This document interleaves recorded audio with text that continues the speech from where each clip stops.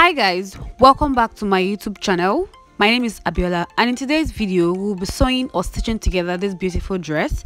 In our last video we were able to cut out this beautiful dress, and guys, I realized that the chalk was really faint and I felt really bad, so I went ahead to also draft this outfit on a pattern paper. I did this to ensure that this video is very clear to those who don't find the other drafting clear. So I'll have this video linked in the description box, and I'll have the cotton, the one I cut on the fabric, linked in the description box as well. And here is the outcome of this dress. We won't be dwelling so much on the outcome because I've already shown you guys in the first two drafting videos that I uploaded. So let's get into today's video proper. The first thing I did was to mark my dart.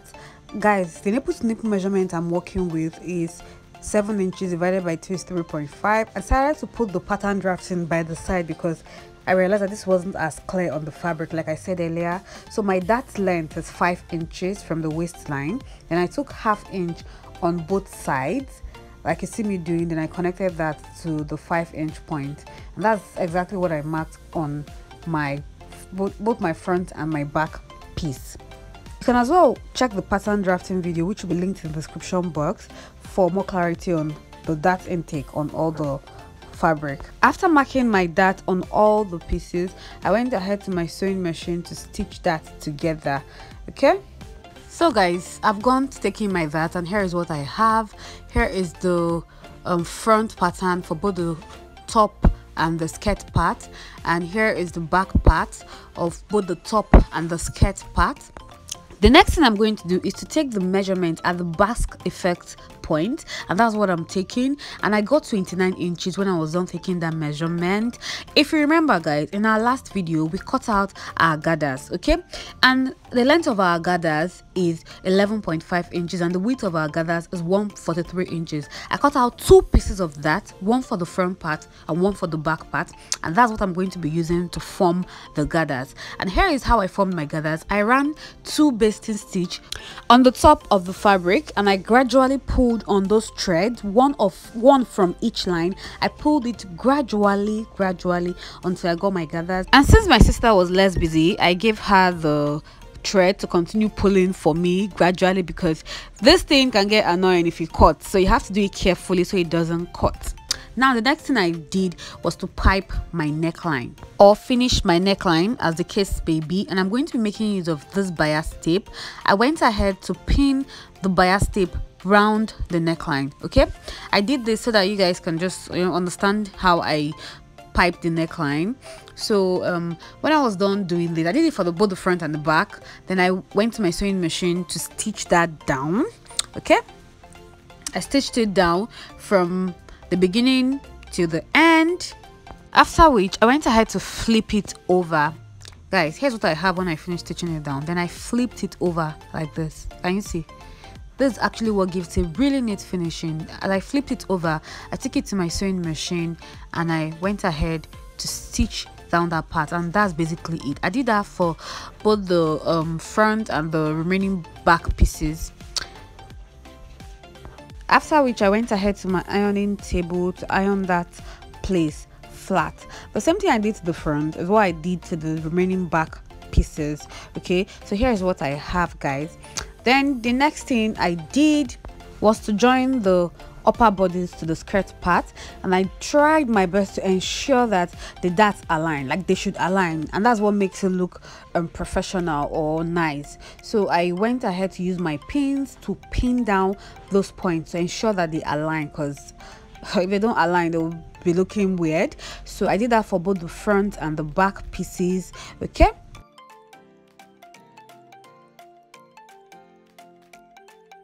after doing that, I went ahead to stitch them, and here is what I have. Okay, so now I want to join my zipper allowance. If you remember from our drafting video, our zipper allowance is 1 inch. I went ahead to mark that out with my ruler, and I connected that, and I went ahead to my sewing machine to join my zipper allowance. And here is what I have, guys. When I was done, I tried to open the seams and iron them open so that it's easier for me when I want to fix in my zip, but I'm not going to do that right now.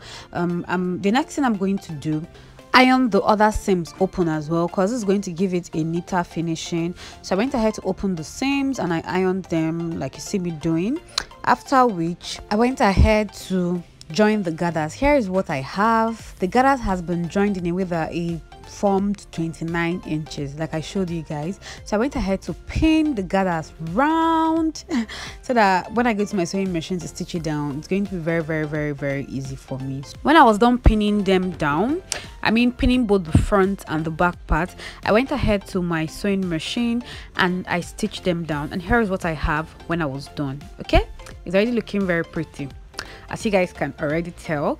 So when I was done with this, I went ahead to join them right sides facing each other. I went ahead to join the shoulders, then I joined the sides. Okay, the side, obviously you have to measure the person's measurement or your measurement. Take your measurement on the sides before you join it. So that's what I'm trying to do. I'm trying to take the person's measurement divided by 2 on those places. So when I was done with that, I took that to my sewing machine and I stitched it down. If you remember, I added 1.5 inch allowance on each side, so that's just what I took off. But obviously you have to take the measurements to be sure that there isn't more than 1.5 inch allowance at that point. So I just did, after marking that, I just went to my sewing machine and I stitched it together.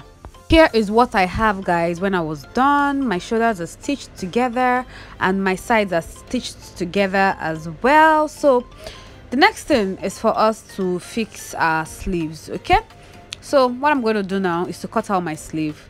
So guys, for my sleeve, I went ahead to fold my fabric into 4 because I'll be cutting both the left and the right hand sleeve together. So this is how I folded it into 4, after which I went ahead to take the measurement of my round armhole and I got 21 inches. That aside, I went ahead to calculate her cap height measurement because we'll be needing that. Cap height can be calculated by dividing your bust measurement by 10 plus 1.2 inches. For her, I got 5.33, but just approximately I just used 5. I just rounded it down and I used 5 inches. So I went ahead to connect that with my ruler. And guys, remember we got 21 inches as our round armhole. I divided that by 2 and I got 10.5 inches, but I subtracted 0.5 inches, so I marked 10. Normally for a fitted sleeve I would have subtracted 1.5 inches, but I decided to just subtract 0.5 because I wanted the sleeve to be a bit free. So I wanted to add a little bit of pleats around, maybe 1 or 2 pleats. So I just measured the 10 and I connected that to form a straight line. The next thing I did was to divide what I had on that line by 3. 10 divided by 3 is about 3.33, so I marked 3.33. and yeah, so, and I divided the last part too by 2. So guys, we've divided this thing into 4 now. First divided 10 divided by 3 equally, then we also divided the other end by 2. So the first thing I'll do is to come out from that point by 0.8 inches. Then at the other edge I'll come out by 0.8 inches as well. Then I'll connect from here to there using my curved ruler. Okay, after which I'll connect from this side to the other place as well. So this is how I'm going to connect it.